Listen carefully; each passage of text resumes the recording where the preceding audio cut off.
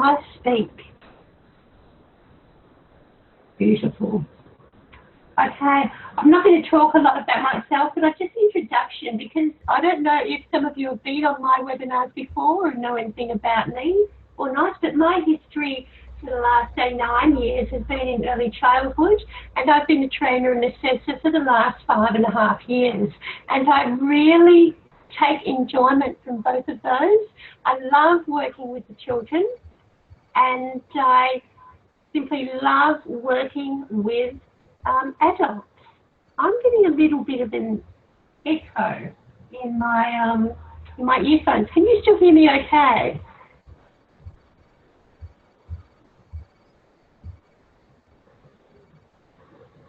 I just want to get some feedback from everyone. Can you still hear me?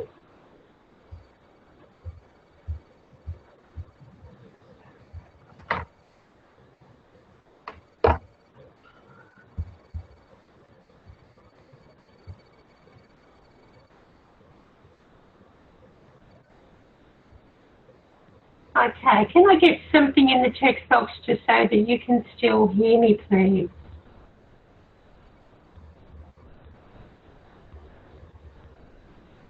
I'm actually, yeah, you can hear me. I'm actually getting feedback. I can actually hear someone in the background. Please make sure that you do have yourself on mute. Okay, that would be awesome. So I can definitely hear, and I don't know why I haven't got the function to mute everybody. Okay, all right, look, I'm sorry for the interruption, I didn't mean that, but yeah, look, if you can control and put yourself on mute, that would be great. So yeah, so I'm a trainer and assessor, and I have recently taken up doing these webinars with Jill and we're just wanting to get it out to the community. We're just wanting to share as much information as we can, and so here we are. So so let's just continue on with tonight. We'll do the same poll that we did last night, and so I would like to just have some feedback with regard to these questions that you're going to see. Okay. Oh my goodness. Oh, IT is just wonderful. Okay, the polls aren't working, so that's all good. Just yeah, I don't know why that is. So we did some polls. We did some polls last night about what your line of work is, and I have advertised this on Facebook, so that's been awesome. We've been able to advertise on a number of different groups on Facebook, so we are actually trialling those, and we're wanting to try to get it out there, as I said, in the community if possible. Okay, so I'm just going to, I'm actually getting a lot of interference, so just bear with me. I do apologise for this, but I just want to try, because I've got a lot of interference in my earphones and it's very distracting. So if you can bear with me for just one moment, if I could maybe just ask for a few minutes, maybe if you'd like to get a tea or a coffee or a water, and I'm just going to check out what this noise is in my earphones, because it's not great. Okay. I'm just going to mute myself just for a few minutes. I do apologise. I just want to get this sorted.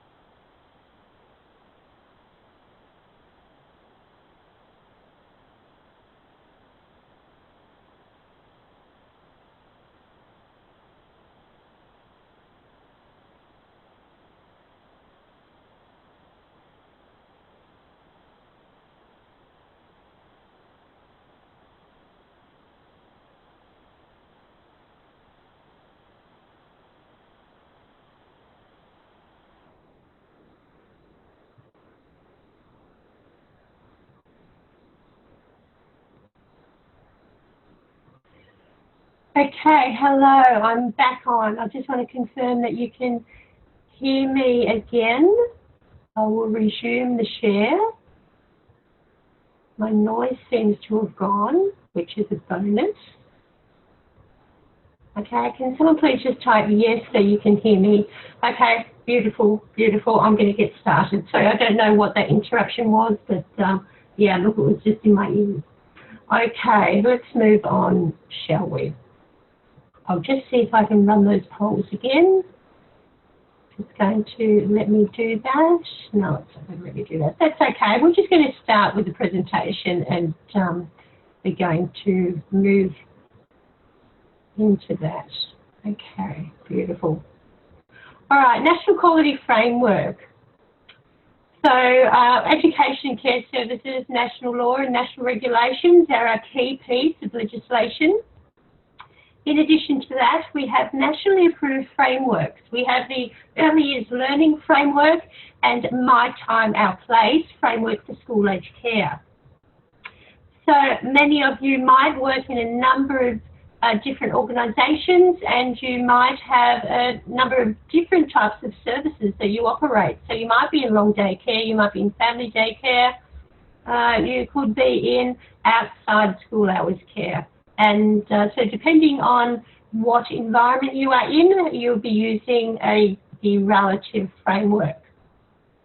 Now, in addition to these two nationally approved frameworks, there are frameworks across Australia which are also implemented. They do still run in line with the EYFS, but they will have some respective name which is related to the state. So for example, in Victoria, we've got the Victorian Early Years Learning and Development Framework, that's the VEYLDF. And so the same for the other states that I've listed there, as you might have different approved frameworks. Once again, I have said that they are in line with the EYFS, so still having the outcomes, still having some form of practices and principles, and they're still working in line with the NQS, National Quality Standard.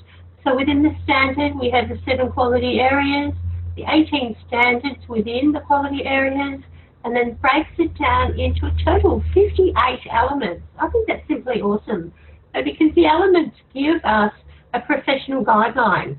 They are there to virtually tell us, you know, what we need to be doing, why we need to be doing it, and in essence, you know, telling us how we can do this.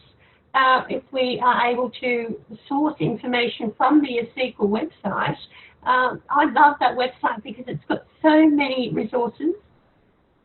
It has so many different links. It has videos that you can watch, and especially even going over to YouTube. So I don't know if you visited, I'm sure you visited YouTube, but there's, in the search bar on YouTube, if you type EYLF space PLP, okay, this is a professional learning program which has been sponsored by the Early Childhood Australia, ECA.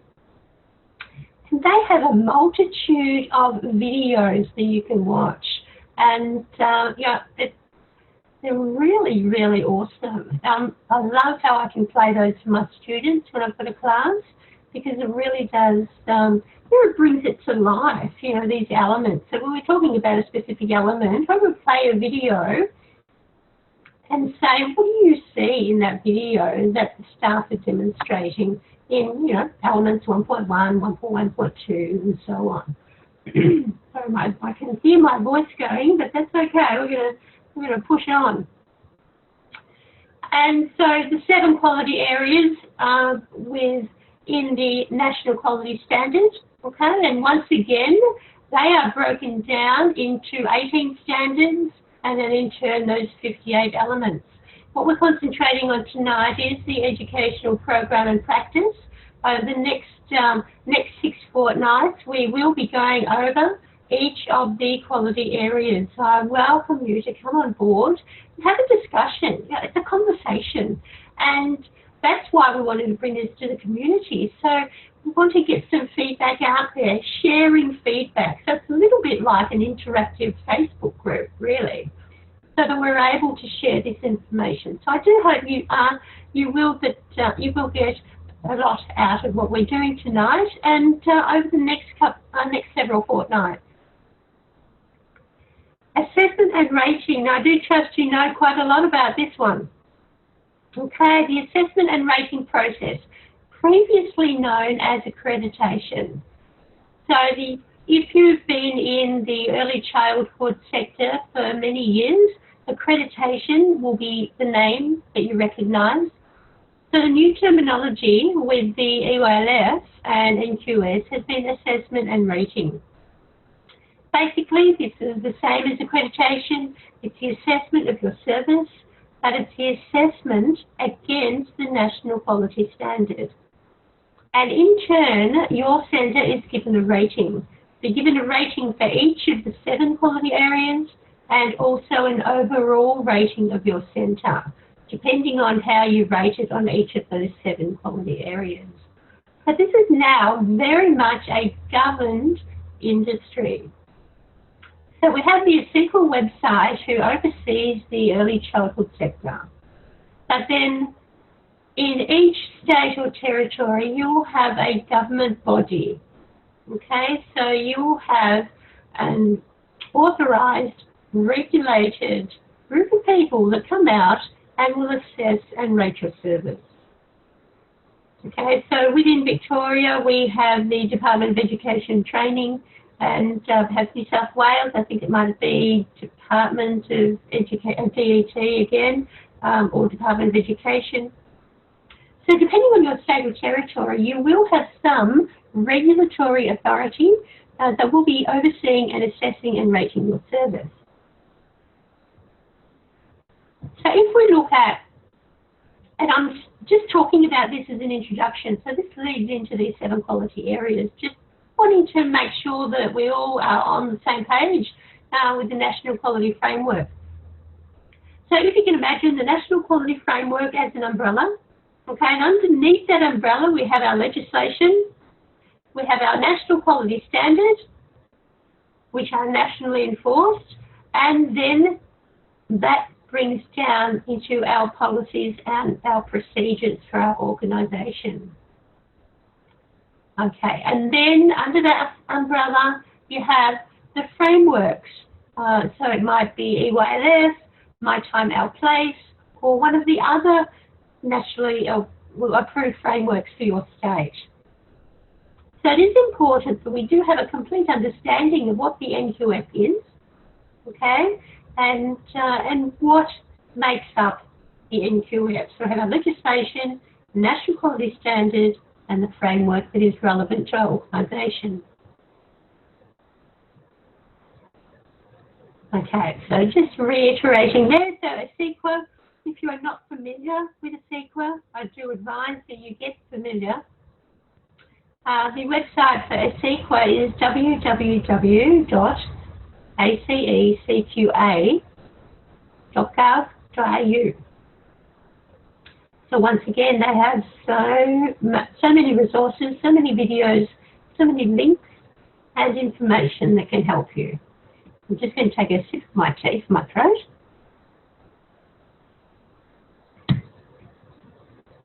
Okay, and then once again, the state or territory regulated authorities which will oversee your organisation. And of course, the Department of Human Services or Department of Child Protection, depending on what state you're in, which also plays a huge part in protecting the human rights of children in your service. Compliance, very, very important word. We need to make sure that we are compliant in what we do every day that we do it. Okay? Our stakeholders of our organisation are our children, our families, our co-workers, management, and the community. So we need to make sure that we are compliant in all respects of the legislation. We must ensure that we are demonstrating each of the 7 quality areas so that we are able to be assessed and rated in accordance with these ratings. So there are 4 key ratings. Significant improvement required. Now that's something we don't particularly want to see. Okay? We want to be confident.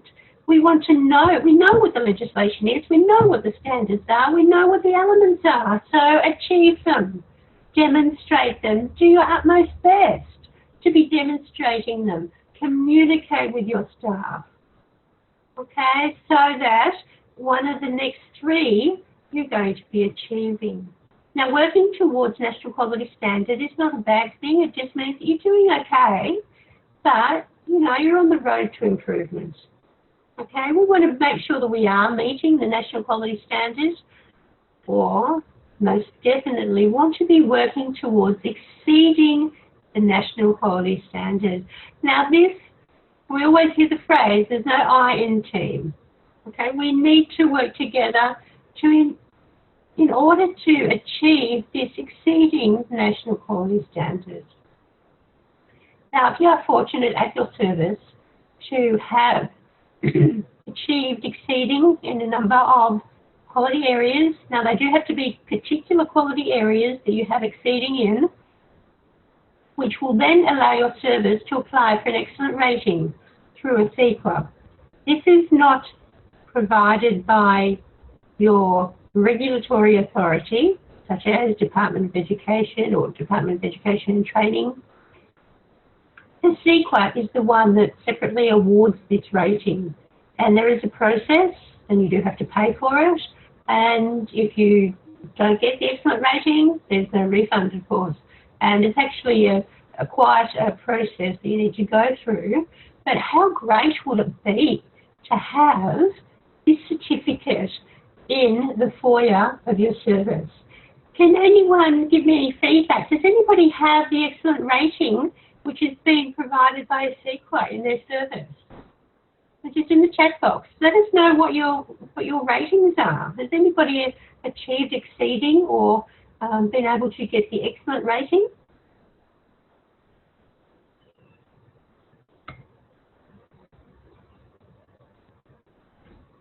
Okay, so now's a good time to interact. Chat box, let us know how your service is going. Is everybody still awake? Is everybody still there? I'm hoping that everybody is still there.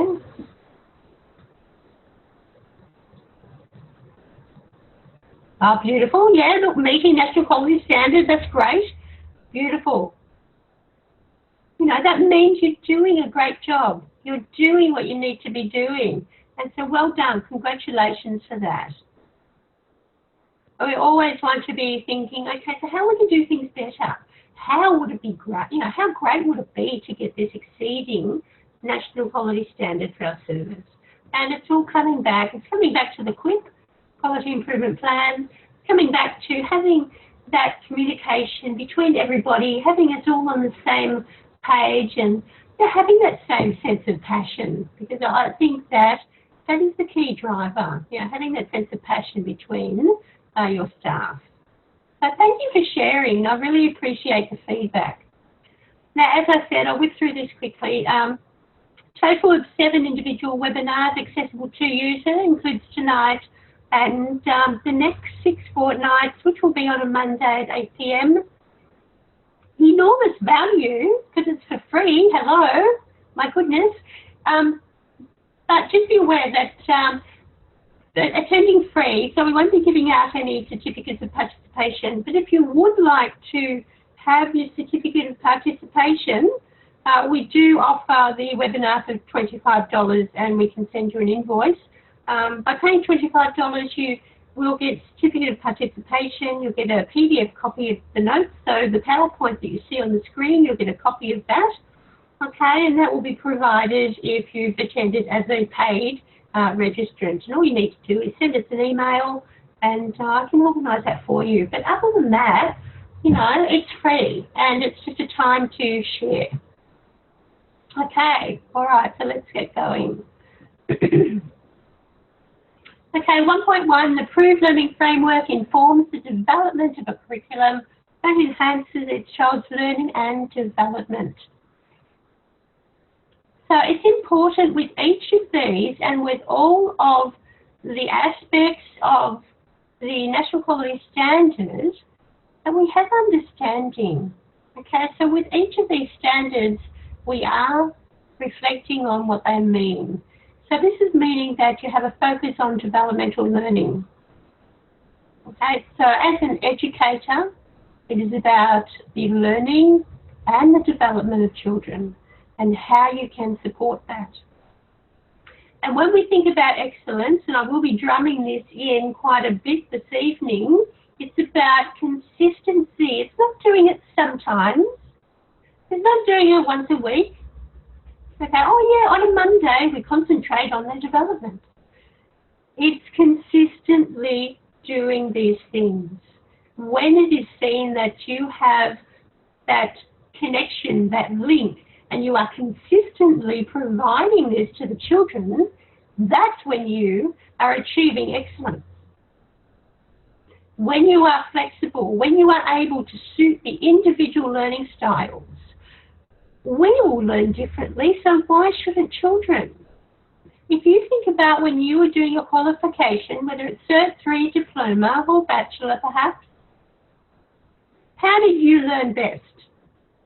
Did you learn best by watching a video, by reading a book, or by taking that theory and putting it into practice? Maybe it was a combination of all of those things. Remember that children have individual learning styles as well. They might be a visual learner, they might be a visual learner, audio learner, they might be a kinesthetic learner. We need to make sure that we understand how they learn so that we can provide that environment. Modification to address individual needs. Yes, we need to be flexible, as the previous point said. Every child does not learn the same. They will learn at a different rate as well as having different learning styles. So we need to be flexible, and where needed, perhaps you might have different care plans for the children that you are educating and caring for. So therefore you need to modify those experiences, understanding what this particular child needs to acquire that level of learning, and make sure that you are providing that. Now, in order to provide that, you might need to ask your director or coordinator for additional resources or training. Could I please go on some professional development with regard to da-da-da-da-da. Okay? Promote emerging skills. So emerging is when something is establishing, when you're seeing something in its beginning, in its development. So when the child is starting to show you a particular skill, or at least they're trying to perform a particular skill, take that, harness it, extend on that, expand on that so that you can help scaffold that child's learning. They are showing you that they are either wanting to learn this skill, we're giving it a go. We need to be very observant. And so when we see these things, we can embed that into the program. Create opportunities for lifelong learning. When the child talks to you about a particular subject, they might have gone to the zoo on the weekend and they say, Miss, I saw the flutterbies. Of course, they're talking to you about the butterflies. So yes, Jimmy, the butterflies, how colourful were they? They landed on me and they felt funny. You know, this is a conversation and it should be documented. Some centres will be doing, and of course this is age and developmentally appropriate, but having a morning minute, having a little morning discussion about what the children have been doing or what they would like to do that day, and documenting. So document those discussions that you have. So an improved learning framework informs the development of a curriculum that enhances each child's learning and development. What do we need to consider? As I said, teaching styles. Now that's relevant to the learning styles of the children. Additional needs, relevant to those care plans that I was talking about. Resources, finding out from your director about having some additional resources to provide and enhance those opportunities for experiences. Environment, think about your physical environment. How can I change, how can I modify my environment so that it supports the curriculum? What do I need to provide for the children? Staffing. Do we have, and are we meeting, and I trust that you are, the requirements of staffing? If we were able to get an additional staff member that could support us when we were perhaps doing particular experiences where we needed that extra support. So it's important that you're able to have these discussions with management. Qualifications and training. Well, of course, you're going to have your early childhood qualifications, but your professional development. And how important is this? We've got to maintain a sense of ongoing learning. And that goes with ongoing training. It's upskilling or attending professional development in a particular area. Recognise your strengths, but also recognise those stretches, those challenges, sometimes a little bit difficult for you. And raise your hand for some training. Having inclusive programs so that you are exercising access and equity in your service for the children, for the families and for the community. Diversified strengths, interests and needs. So we need to identify what are the strengths of the children, what are their interests, what are their needs. Okay, curriculum decision making contributes to each child's learning and development outcomes in relation to their identity, connection with community, well-being, confidence as learners, and effectiveness as communicators. Okay, so these are the key points. How are we going to achieve this? With consistency. Documenting observations. Now this can be done in a variety of methods. Doesn't have to be learning story after learning story. And your learning story is the same template, one after the other. Be creative. Do things differently. Have jottings, have a project, have a mind map, have a web, have morning minutes when you are discussing with children, have afternoon minutes. All of these are forms of observation. And what this means is that you are being flexible. You are making modifications as to how you can document the children's learning and document your curriculum. Participative decision making between educators. How important is this? Communication, my goodness. Okay, so having educational leaders perhaps meeting together. We have staff meetings. Contributing, participative decision making. This means that everybody has a say. Now, when you are communicating with children, aren't you saying that children's voice is important? That we must respect and hear each child's voice? Well, what about the staff? What about the educators? Do you feel at your centre that you are invited to share your ideas, your suggestions, and that they will be taken on board as meaningful contribution? Informed choice.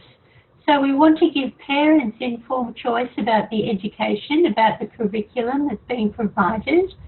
We want to give children informed choice about what's available to them. And we want educators to have informed choice as to the different ways that the curriculum can be developed. And quite often this is a role that the educational leader plays.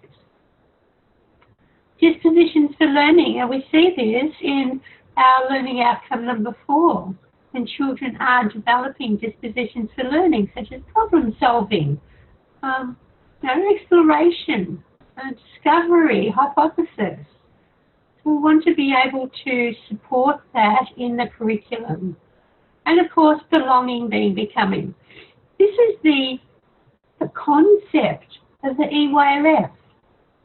We want children to have that sense of belonging in our service, that they have the respect to be heard, that they have the space that allows them just to be, to discover their own learning, to discover their own strengths, and become all that they can become.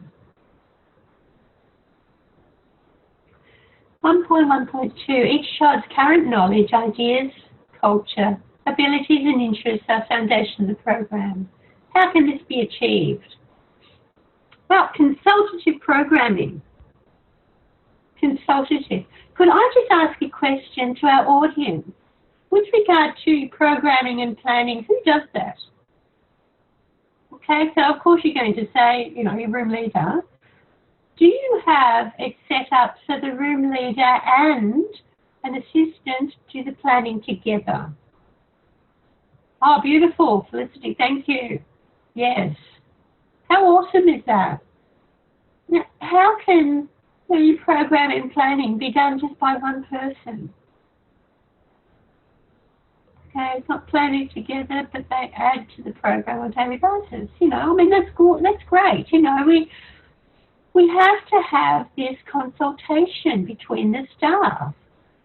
The old way, and I will call it the old way, because I remember, back in the day when I started as a diploma, I would have 2 hours of planning. I would go off into the planning room and I would plan for the next 2 weeks of experiences. That's just gone because it just wasn't effective. I was planning. How can I plan what the children are going to play with? What we have now is it's improved so much that we do have this acknowledgement that our assistants in the room play a just as important part in the children's learning and development. So we need to harness that. Children's voice. Yes, so having children's voice, as I said before, having those morning and afternoon minutes, conversations you've had with a child, so taking note of that, and it might just be a little jotting, it might be a little post-it note, but include that. When you are planning the experiences, just sit down with the children, find out what they enjoy most, find out what they've liked playing with that particular day or that particular week. Cultural intelligence. So this is having a sense of your own cultural being as well as those around you. So there may be, and of course there are quite a lot of centres that will be more multicultural than others. So I'm working at a centre at the moment that is country Victoria, and there's not a lot of multiculturalism within the centre itself, whereas if I go into where I live, centres close to home, they can be highly multicultural. So it does depend on your centre. Pardon me. But being able to share that cultural intelligence with children and families. Just because you don't have children or families at your centre of a particular background does not mean that you don't celebrate particular events or celebrations of that culture.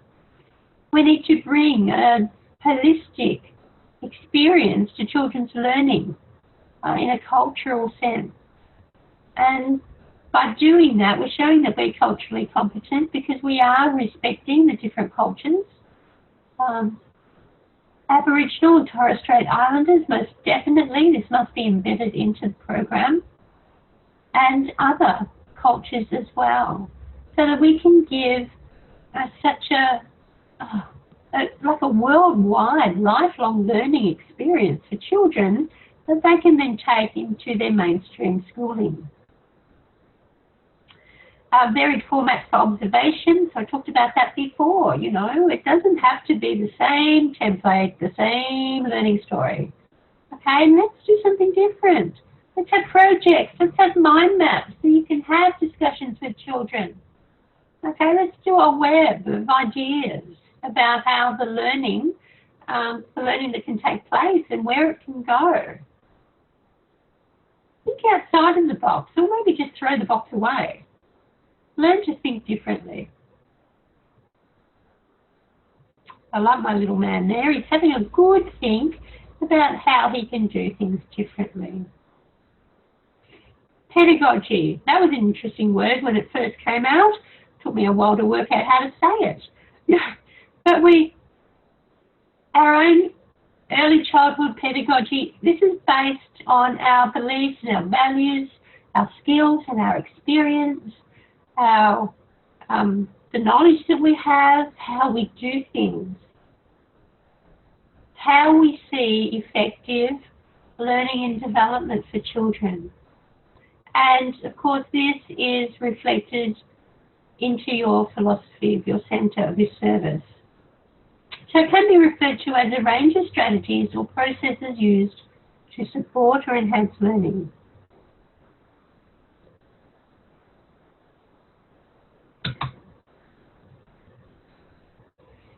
The program, including routines, is organised in ways that maximise opportunities for each child's learning. How can this be achieved? So learning through meaningful play. Don't just put out the Play-Doh and the puzzles and, oh, here's the magazines to cut up. Okay, children learn through meaningful play.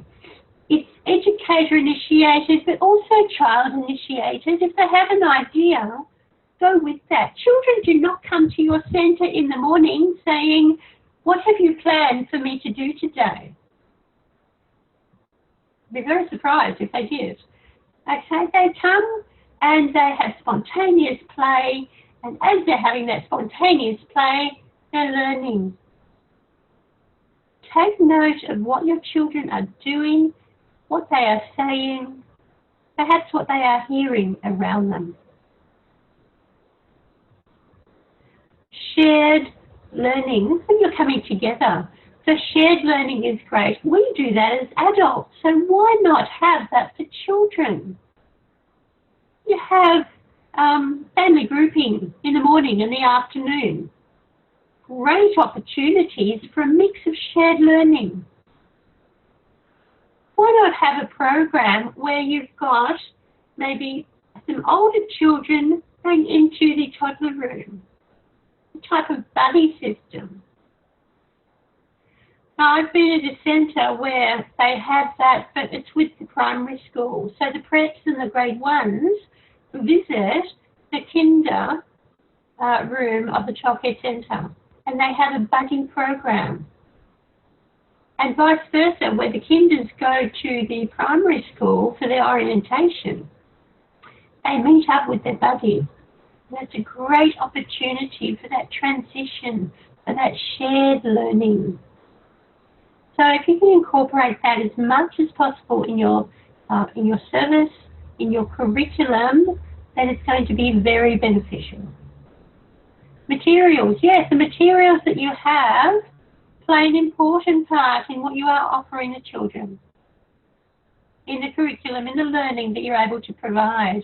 And yes, of course, there are some centres that have some beautiful furniture, have such an amazing resources. Mostly because they might be funded by their local council. And some centres are struggling for resources. So sometimes it appears a little bit unfair because you see some centres that are struggling for resources to get funding. They have to do fundraising. They rely on donations. And then you can set other centres where, you know, the resources and what they have available for children is just, yeah, it's astronomical. The environment, providing a physical environment that can support the opportunities for children's learning. Remember how you are setting up. So how do you set up your indoor and outdoor environment? The opportunities for indoor-outdoor play, not just one or the other. So when you are able to do that, that is just, you know, promoting different types of learning. Plan routines, yes, so they're great. Plan routines are just as important as the unplanned. Okay? The unplanned learning, the spontaneous learning. But we do need to have plan routines because children relate to knowing what is happening. We all like to have that expectation. We all need to know what's going on. So the same applies to the children. We try not to make it too regimental. You know, put in some spontaneous things as well. Acknowledge and validate children's play choices. Now today, when I was at the centre that I work at, the local gardener has been supplying us with mulch. He's chopping up the areas in the play yard. He didn't quite get it finished the other day when he came. So in the kinder yard, there was this big pile of tan bark. And of course, well, we couldn't separate it from the children. So the children are there, and one particular child, he just had so much fun. He got to the top of this pile of tan bark, and he was digging a hole. And then he would turn around and he would flop bottom first into the hole. And he was having an absolute ball. He was having so much fun. This was his choice of play. Now, do we turn around and say, oh, don't do that, oh, don't do that? Or do we stand there and look, and what is he doing? He's digging a hole deeper so that he can fall a little bit further into the hole. Is this not an opportunity for mathematical learning opportunity? How much he has to dig, how much tan bark he can get on one shovel.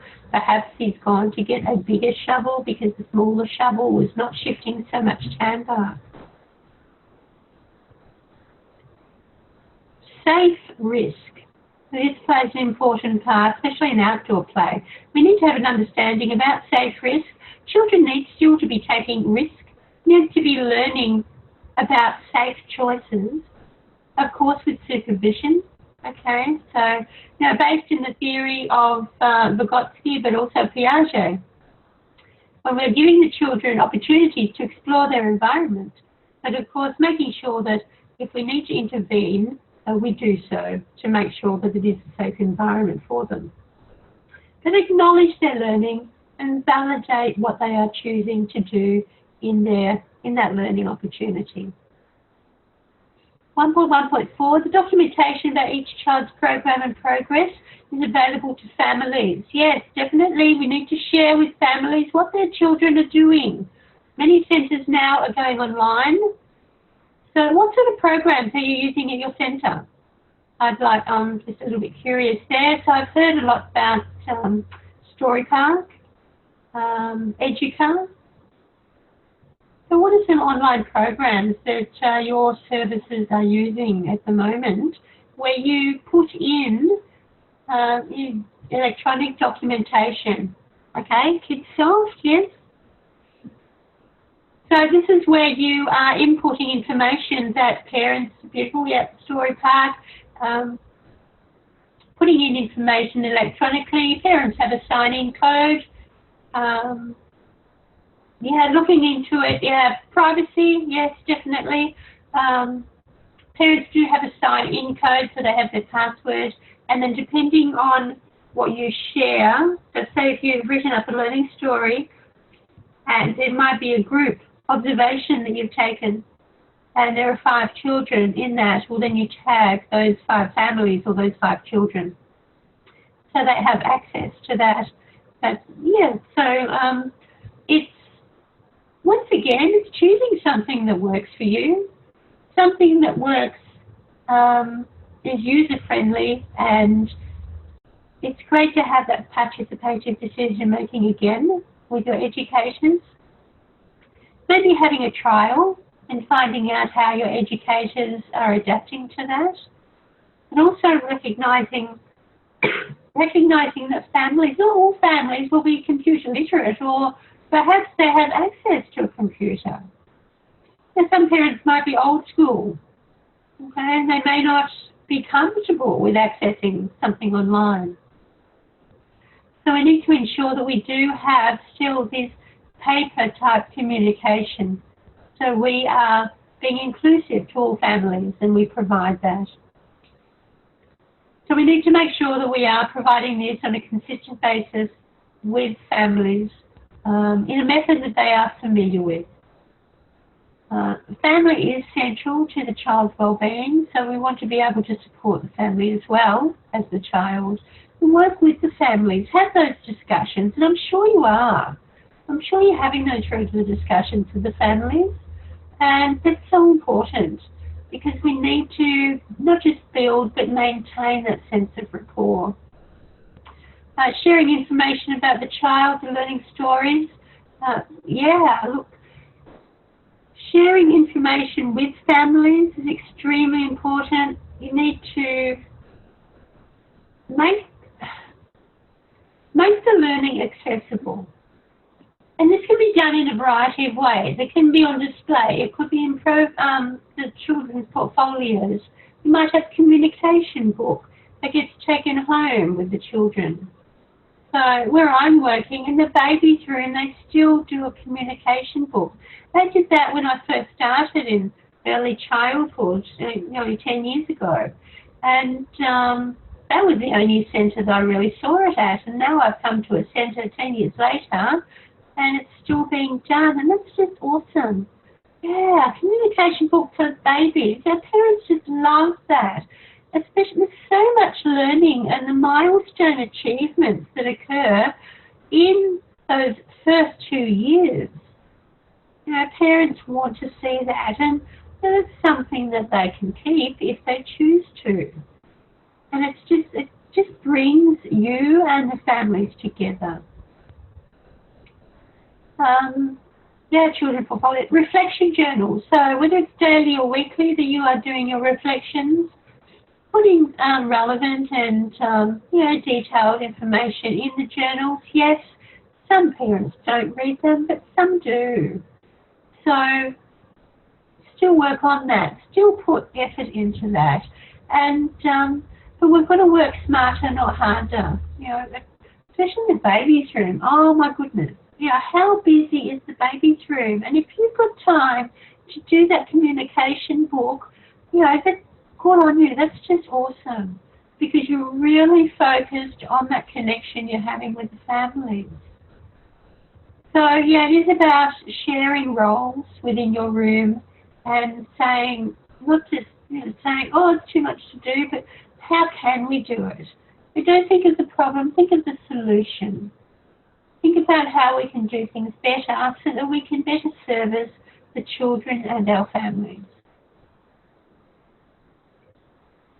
1.1.5, every child is supported to participate in the program. Yes. How can we achieve this? Consider families culturally and linguistically diverse. So culturally, meaning the background, the culture, linguistically referring to language. Okay, so those that have diversity within their culture and language, the background in the family home. Okay, where you can, perhaps you can bring this into the program. You can embed this in the program. It's always great to have parent volunteers. Perhaps a parent can volunteer and come in for the morning minutes and have a discussion and perhaps sing some songs in their language or talk about something about their culture. Now, we've just not long ago had Ramadan and Eid. And, having a parent come and talk about that form of celebration is it's just a great opportunity for something different that you can share with children. Plan your learning environment so that children are supported to participate. You know, have those morning minutes, afternoon minutes, have those discussions, have projects, have times where you can talk with children. Find out what their interests are. Now, of course, it depends on age and developmental level, so you might need to use visual aids in order to communicate and include children of different age groups into the program. Building a sense of community with the children. Your room is that little community for the child.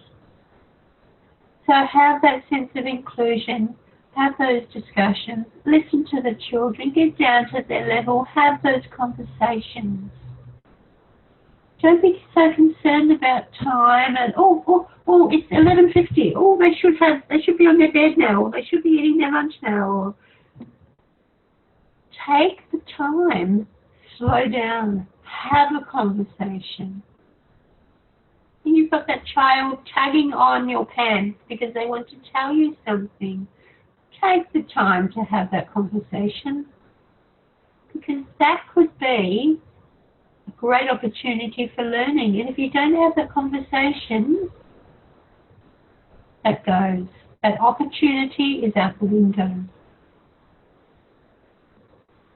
Provide a safe and secure environment so that children can participate in the program.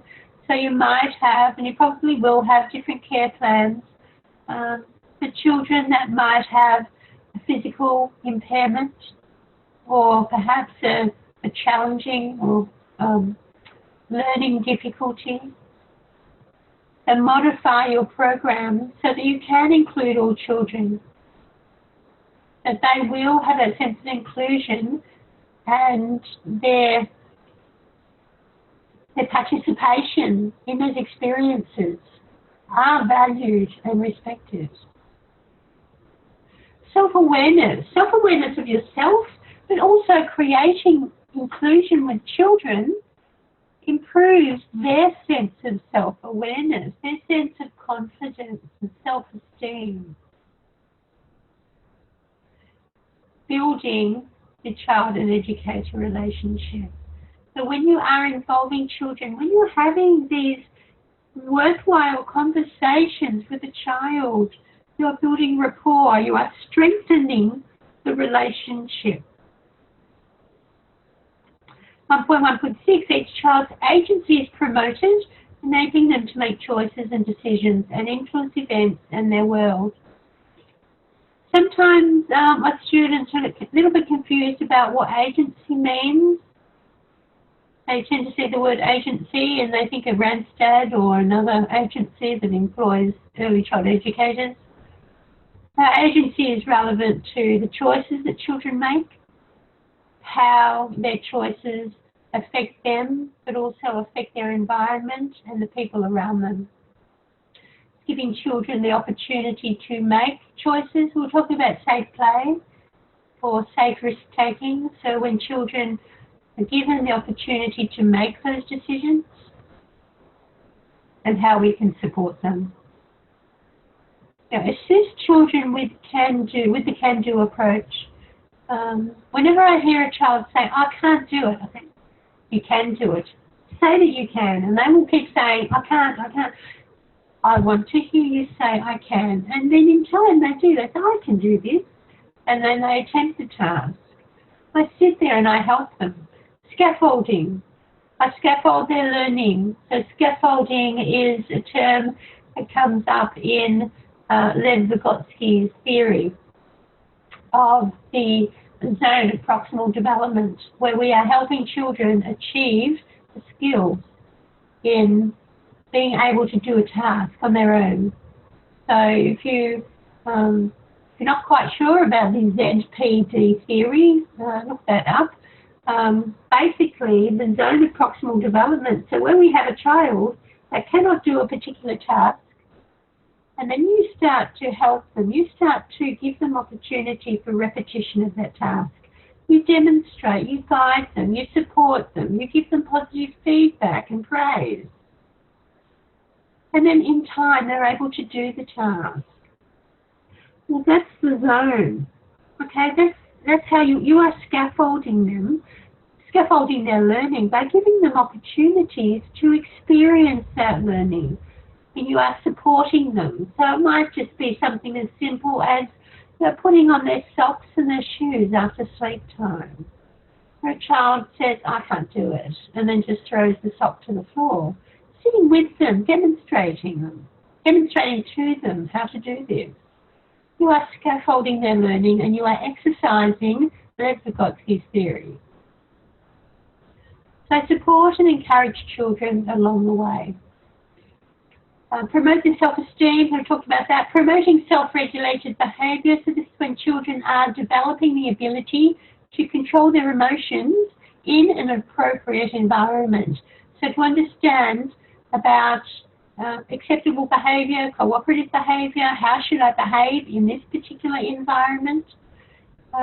Some of us as adults still don't know how the appropriate way to behave, unfortunately, but we want to be promoting this with children, that they understand that they are in a safe and secure environment, that they do have physical and emotional support from the educators.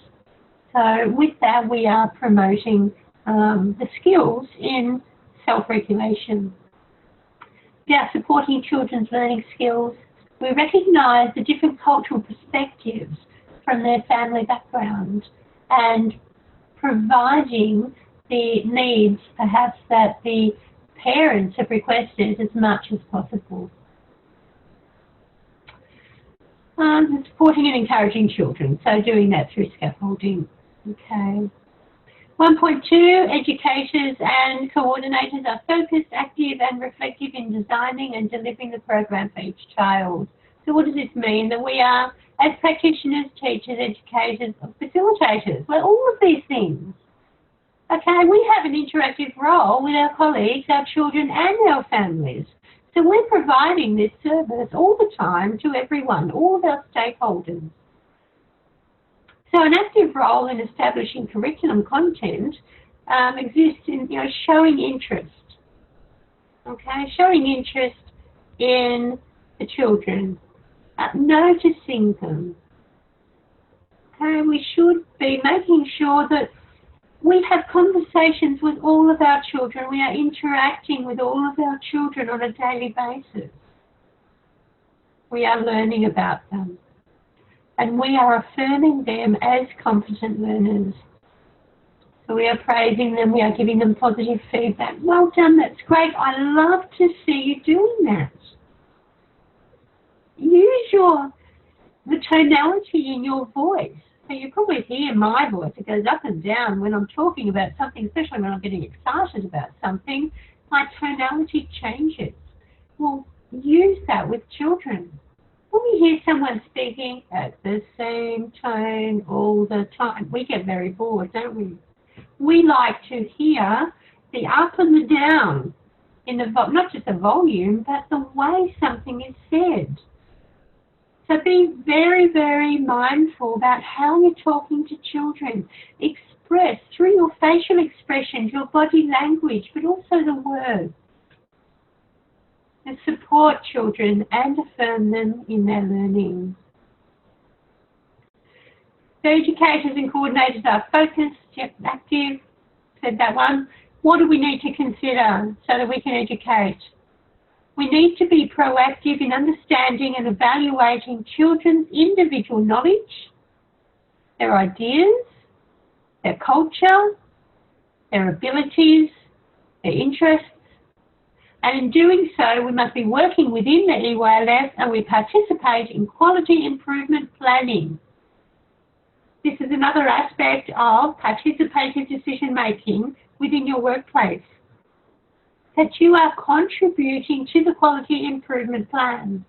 It could be as simple as posters in the staff room relative to the quality areas or the elements and how we can demonstrate how we feel we're demonstrating at the moment, what are the gaps. And we all have the opportunity and the strength to participate in contributing. So have this at your service. If it's not at your service, try to promote it, that you would like to have opportunities to contribute, that you would see as it being very beneficial in the centre achieving excellence. When we have consistency of contribution, once a word, there's that consistency word again. Consistent. Okay, not just sometimes, all the time. And there's a pattern, and you can document, and you can show and prove that this is what your centre does. So 1.2.1, each child's learning development is assessed as part of an ongoing cycle of planning, documenting and evaluation. We do this through documentation, but vary the format. Have projects, have portfolios, share strategies and techniques for teaching, speak with the other educators, ask them, how are you doing this? How effective did you find it? What do you think you could do differently? What modifications would you make if you couldn't do it that way? Have these conversations so that you have ongoing learning and ongoing improvement within your own practice. Intentional teaching, routines and goals. I suggested something I did relief work for a little while, and at a centre that I did relief work for some time, I would always get someone saying, "We can't do that, that's intentional teaching." They had this thing about intentional teaching like it was bad. So I don't know what your views are, but intentional teaching is part of our EYLF, in our practices, in our principles, in our practices. Intentional teaching is a part of this. We do this all the time without thinking. When we are scaffolding a child's learning, we are teaching with intent. So we embed this, often without thinking about it, into the routines and into the goals and objectives that we have for the children. So share these ideas with educators. Have planned experiences, but also open-ended play experiences. Put some resources out and see where it goes. See where the children take it. Now, quite often we might have an experience, and in our mind we might think, I know where this is going to go. The children are going to do this with that. And then quite often they do something completely different, and you think, oh, wasn't expecting that. Fantastic, I love what they've done. Open-ended play experience is so important because it gives the children opportunity to guide their learning and to demonstrate that we all have different learning styles, we all learn different ways, and we all have different ideas. And I want you to respect my ideas. That's what they're thinking. That's what they want to have. They want to have that sense of belonging. They want to be respected for the ideas that they have. So give them the opportunity where they can do that. Okay, so this is a well-known pattern that I'm sure you practice daily. Context. What's the context in the middle? The child. The child is the context. We collect the information from the child, verbally, observation, discussion, from other people, other sources. Sometimes we might have a particular question and we address that in our observation. And we plan experiential learning for the children. We put that into place, we implement it, and then we evaluate and we reflect. But remember, not everything has to be educator initiated, child initiated. There should be an even balance. Okay? I'm sure I'll just flip through because I'm sure you are very, very familiar with this cycle. Educators respond to children's ideas and play and use intentional teaching to scaffold and extend each child's learning. There we go. Intentional teaching is in the element. So it's part of what we need to be doing. It's all about balance, though. As I said, we talked about Jean Piaget, who believed that children will learn through their environment. By giving them a suitable environment, they will learn from that, and they don't need teaching by adults. And then at the other end of the scale, we had Lev Vygotsky, who said that children learn through adult connection. So there's going to be different times throughout the day, throughout the learning week, that you will give children the opportunity to explore, to guide their own learning, as Piaget would want you to.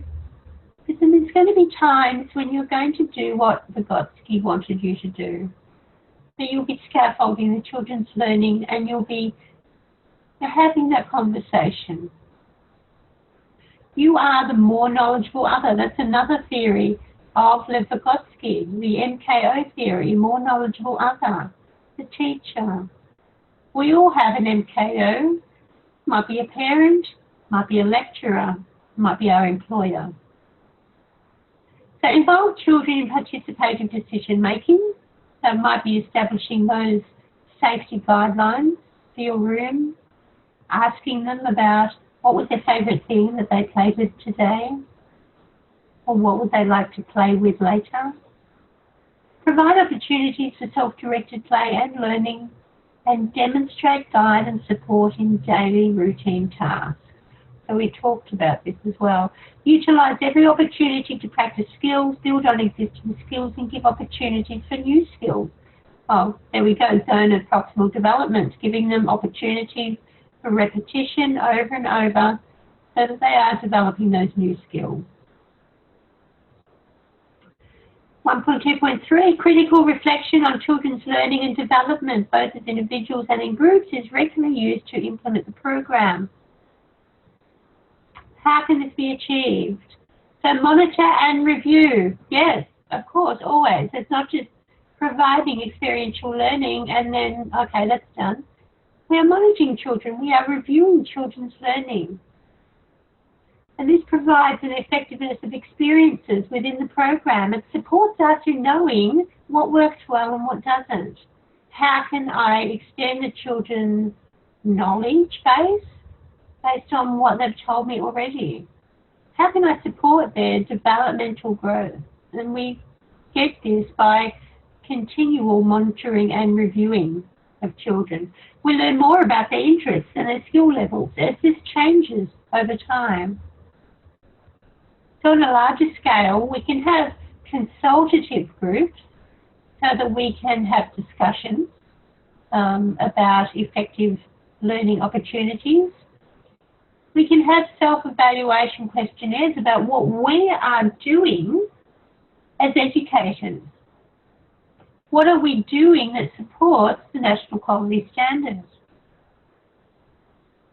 In-house auditing of processes. So this could be where you have educators visiting different rooms and doing an informal auditing of what's happening.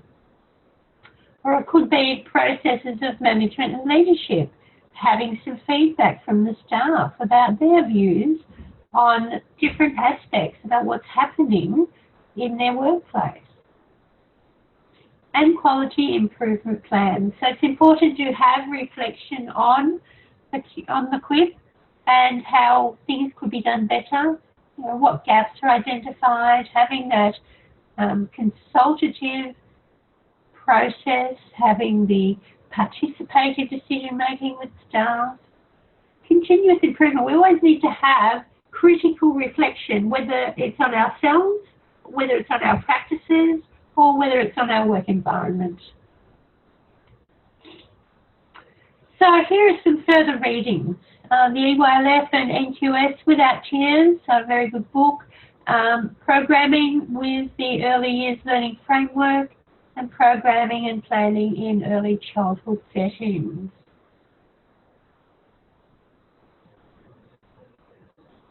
So here I invite you to attend the next 6 quality area webinars that we will be doing. So every fortnight, every Monday at 8 p.m.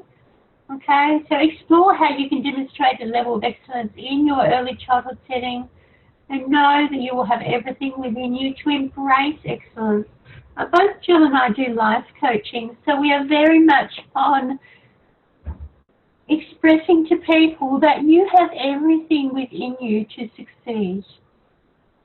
Okay, you have everything within you to understand what areas of training that would support you in ongoing learning and development for yourself. Sorry, I will go back. Oops. Okay, there we go. Programming with the Early Years Learning Framework. Liana Kaplan, I'll leave that up there for a few minutes if you need to write down those. Take a sip of tea.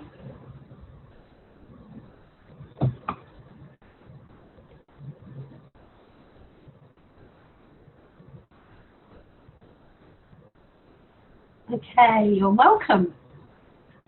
Okay, there. Okay, so once again, what if you had online and one-to-one support? Okay, well that's what we do. We have live coaching opportunities, and we're actually providing this as a bonus.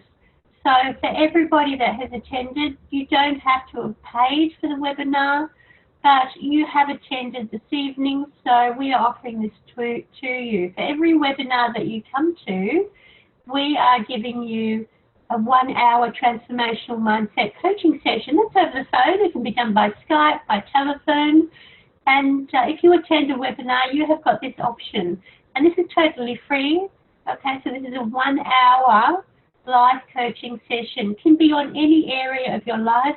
It can be on a professional issue, it can be on a personal issue. Definitely worth a conversation. You know? And even if you're not sure and you might think, oh, geez, I am sort of, yeah, look, I'm just doing things every day, but every day is the same. I'm not quite happy in what I'm doing. So, look, it's a free conversation with a life coach. So we welcome you, and that's with myself or with Jill. So all you need to do to get that ultimate value of that 1-hour phone coaching and the webinars, email me, okay? And all you've got to do is say, I want to be coached. Put that in your email, and I'll connect with you, and we can organise that 1 hour of free coaching. So it's an opportunity for you to have some self-care and, yeah, give life coaching a go if you haven't had it before. Yeah, so I also do Reiki as well, so if anybody's in the Melbourne district, we can also have a chat about that. And so I'm a life coach in emotional healing, so I mix Reiki with my life coaching. So awesome. So I'm just, yeah, I'm really excited to offer that to you. And this is a quote that we've included for this particular training session. 100 years from now, it will not matter what kind of car I drove, what kind of house I lived in, and how much money I had in the bank. But the world may be a better place because I made a difference in the life of a child. I love this. I've actually got this in a Bali, you know, those script or those rolls that you get from the little Bali shops. I've actually got that in a script hanging in my study / in my lounge room. And yeah, so I really like this one. It's great. So thank you. Thank you so much for joining me tonight. I know we have gone over time, and I really appreciate you being here tonight and, you know, listening to my little bit croaky voice. And, yeah, thank you. I really appreciate your time, and I know it's precious, especially in the evening, and you've got work again tomorrow. So thank you so much, and please pay attention to our Facebook page, the Training Resources and Innovative Networking Solutions, and I will be posting on the Facebook groups for educators, the next quality areas that we'll be promoting. So I wish you a beautiful 2 weeks, and thank you once again for coming along tonight. And yeah, so love and light to you all. I wish you a beautiful day tomorrow, and hopefully a warm one, depending on where you are. I'm not too sure what the weather's going to be in Melbourne. Okay, so yeah, I appreciate all the thank you. Thank you so much. And I'm going to sign off now. I'm going to make myself a fresh cup of tea with some honey and enjoy that before I have a great, yeah, have a good night. Thank you, Sarah. I'm glad you enjoyed the webinar. I do appreciate it. Okay. All right. So, yeah. So, thank you, everybody. Have a great night.